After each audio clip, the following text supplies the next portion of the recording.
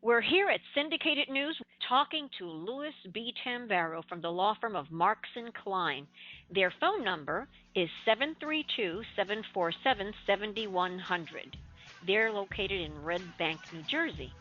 And Kevin B. Legreide from the law firm of Legreide and Series of Toms River, New Jersey, and their phone number is 732-240-2200. Both firms represent Tyrone Simmons, also known as Young Caliber, and they're his co-counsel. Gentlemen, are you with us? Yes, we are. Yes, we are. Thank you. I'd like to discuss your recently filed copyright infringement lawsuit that you brought on behalf of Tyrone Simmons, also known as Young Caliber, against William Stanberry, also known as Apex, the rap artist 50 Cent, Universal Music, and various subsidiary companies. First of all, this lawsuit has been filed in federal court in New York. Yes, that's correct. This is Louis Tambaro. The matter was filed in the United States District Court, Eastern District of New York, which court is located in Brooklyn. The matter has been brought in federal court because it deals with a legal question governed by the Federal Copyright Act. The matter is also subject to the federal court's jurisdiction because Tyrone Simmons resides in a different state than each of the defendants. What is the particular copyright interest your client is seeking to protect? Mr. Simmons entered into a written contract with the creator of the I Get Money instrumental work, which is typically referred to in hip-hop music as the beat, William Stanberry, also known as Apex. We allege in the complaint in this matter that Stanberry assured Mr. Simmons that he owned the beat and delivered to Mr. Simmons what he claimed to be the official master recording of the beat. We have attached proof of both the written exclusive license agreement and the delivery of the master recording to our verified complaint. The contract granted Mr. Simmons exclusive rights to the I Get Money instrumental. And by way of background, when speaking of copyrights, it is most simply a bundle of rights in a work that are owned by the copyright holder. In the case of a sound recording, these rights include the right to release, record, publicly perform and broadcast, reproduce, and sell or disseminate the sound recording. Under copyright law, an exclusive license is an outright transfer of the copyright interest in the work, here a sound recording, to the licensee. As we allege in the complaint, as the exclusive licensee, Mr. Simmons owned the entire bundle of rights to the I Get Money instrumental beat, and the use of the recording in any of the ways mentioned before without his consent or authorization is infringement. How did Young Caliber first come in contact with William Stanberry, also known as Apex? Mr. Simmons was actually looking for the beat for the instrumental to use in connection with his own lyrics to create new songs. It's relatively common practice in hip-hop for DJs to create beats either by using samples of other songs, other recordings, or their own new recordings that they develop and selling those beats to artists such as Mr. Simmons, specifically for the purposes of creating their own new work. Mr. Simmons specifically chose the I Get Money instrumental beat because he believed it was marketable as commercial sounding, and when married to his own lyrics, it could result in a big hit for the song. Which it did. How did Young Caliber learn that the beat had been resold? Months after Mr. Simmons purchased the exclusive rights to the beat and began to create his own track in the studio, Apex, who is in the complaint, explained to Mr. Simmons that 50 Cent had expressed interest in using the beat for a track on his upcoming album. As indicated in the complaint, Apex emailed Mr. Simmons to explain the situation and basically told him, I apologize, but I can't pass up this opportunity. This is a great opportunity for me for my career. And that was that.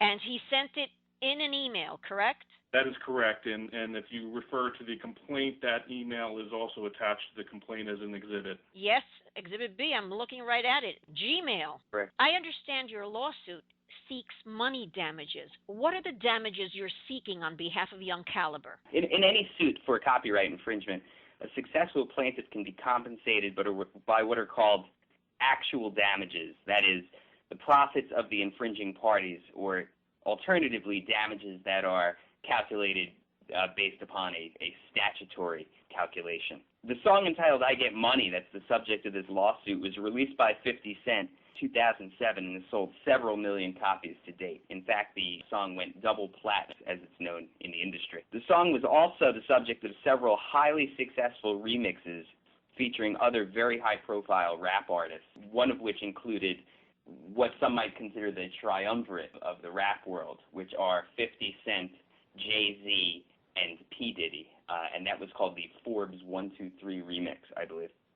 And that is all set forth in our complaint. The profits that were made through what we allege were infringing acts by the defendants is the basis of our damages claim. And as we go through what is known as the discovery process in the lawsuit, we will learn more about what those actual profits, the quantum of the amount of profits that were actually made. We are also seeking, in addition to damages, what is known as an injunction, which is, in the simplest terms, an order from the court restraining the defendants from any further dissemination, sale, or performance of any recording of I Get Money that is not met with the consent or authorization of our client, who we allege is the copyright holder of the instrumental. And we would love to play that I Get Money on syndicatednews.net, but we don't use music with expletives, and that's the only reason we're not playing it for you here. But we're going to play you the instrumental. Now tell me more about Young Caliber. Mr. Simmons, also known as Young Caliber, as his actual stage name, is an aspiring rap artist, and he's just released a mixtape entitled The Bounce Back, which is now available on iTunes as well as most major download sites. He's currently living in Bluffton, South Carolina, but he has performed live in many venues, Atlanta and South Carolina for several years now. He has already opened for several popular rap and hip-hop artists within the last couple of years. We're speaking with Louis D. Tambaro from the law firm of Marks & Klein and Kevin B. Legreide from the law firm of Legreide and Series of Toms River, New Jersey. If you are in a similar situation and you know you've submitted or provided your music and someone else is now earning profit on your work, these are the numbers that you should call to get legal representation so that you can reverse this and get your money back. We have one such case, which is the inimitable, huge case of Landy Nova. And that's another case that you're going to be hearing about real soon. But right now, Young Caliber, it's looking very, very good for him. I don't think this is going to be a difficult case to prove. Gentlemen, what do you think? And as set forth in our complaint, and that email which is attached to the complaint, we think constitutes what is known in the legal realm as an admission of liability.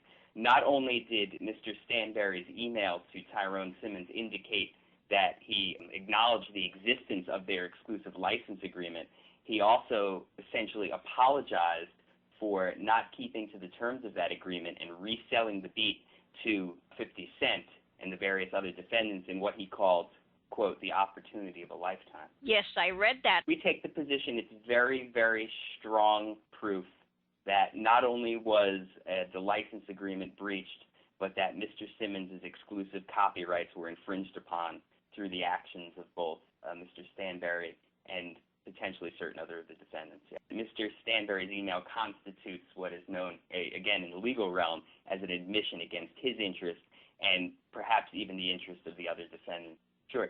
In sum, I would just like to, as to both Mr. Stanberry and perhaps even certain of the other defendants, which we intend to prove when the time comes in the suit. We know you'll bring it here to syndicatednews.net first, won't you? Yes, we will. Absolutely. Now, switching focus to the attorneys, what interested your firms about this lawsuit? Ruthie, this is Louis Tambaro, and speaking for the law firm of Marks & Klein, we were very interested once we heard about this potential suit right off the bat. And a bit of background about us for you.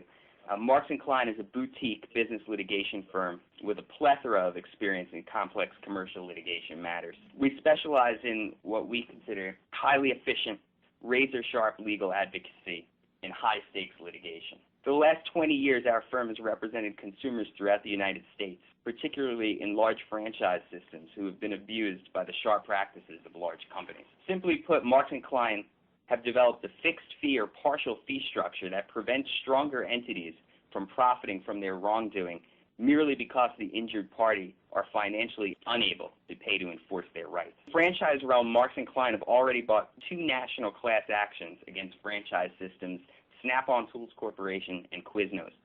Both of those matters settled, recovering in excess of $100 million and $200 million in value, respectively, for our franchisee clients. We're also currently in litigations with the Edible Arrangements franchise in the District Court of Connecticut.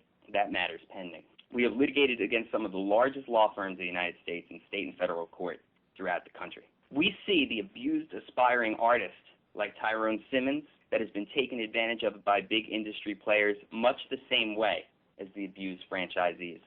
It is the same David versus Goliath situation. Just as we have historically been advocates for abused consumer franchisees and advocates for a change in that business, we are now advocates for abused artists. In order to combat the obvious cost concerns in all litigation, Marks & Klein is adapting its highly effective and cost-cutting franchise litigation style into matters involving copyright infringement where undercapitalized artists will be able to protect their creative work. Young Caliber's story is unfortunately not uncommon. Musical and other creative artists are often the victims of others misappropriating the work and ideas that they rightfully own. We can't wait for the next step. Well, Mr. Legreide would like to mention his firm's interest in the suit as well. Please, Mr. Legreide. We are a general litigation and general practice firm which represents both individual and commercial or corporate clients. We focus heavily on contract preparation, review, negotiation, and, if necessary, litigation for our clients. We also focus on criminal law and civil litigation. A major area of expertise lies in the representation of clients with state and local agencies and governments with issues related to land use and community affairs. We have over 8 years of experience in dealing directly with the Department of Community Affairs in New Jersey related to many contract and association issues. With regard to this specific case, really we're fighting for the little guy here. All too often you get big companies that will truck right over the little guy because they don't have the access to representation or because they don't have really the money to find someone to fight for them. That is exactly what we have in this case when we are trying to fight to give the little guy a big voice to prove his claims in court, as we are trying to do here, because we have a lot of big defendants. Now, he's in Atlanta, and you guys are in New Jersey. How did you come across each other? That's an interesting question, and just to slightly clarify, Mr. Simmons has a lot of ties to the Atlanta area. He's performed there for several years. He's currently residing in Bluffton, South Carolina, just not to confuse his whereabouts. Okay. But I'll let Mr. Legreide actually explain. Simply, Mr. Simmons was referred to me by a mutual acquaintance of ours that came across Mr. Simmons in their relationship, and Mr. Simmons was given my name as an attorney to take a look at this matter for him to make a determination as to whether or not I would be able to help him. Once I met with Mr. Simmons and I saw the materials that he had, I thought that he had a legitimate claim that needs to be at least further investigated, and that's when I got together with Louis Tambaro and his firm, and we spoke further about it, and we both agreed that we felt that this was a case that merited us actually going further, looking into it, and then here we are today. Now, would you consider taking other cases? Are your doors open for business where recording artists might come onto our show to listen to the new music we've posted, that they want some really good legal representation? Because if you're taking on 50 Cent and his, as the kids would say, his posse, my gosh, that's a formidable crew you're taking on. To answer that, this is Louis Tambaro, and we are, asserting claims against, yes, a very high-profile artist with a very high-profile record company behind him. But we want to emphasize the fact that this is a business transactional dispute taking on a company and their lawyers in the federal court. With regard to similar claims on behalf of aspiring artists, I can speak for both firms, I believe, Marks & Klein and Legreide and Series, and that absolutely we are ready to defend and protect the copyright interests and intellectual property interests of artists who feel that they have been divested of those rights by others in the manner in which we allege that those rights were divested in this case. And the new song, VIP, under Young Caliber on iTunes, it's for sale, it's ready, and it's clean. You can play it anywhere. It has no swear words. So that's a great tune that all the kids can go out and get, and you can download it immediately on iTunes. Anyway, gentlemen, thank you for coming to syndicatednews.net. This is Kevin Legreide again. Thank you very much for the opportunity and the forum for us to talk about this. We do appreciate it. And again, from Louis Tambaro and Marks & Klein, thank you very much for the interest in our lawsuit.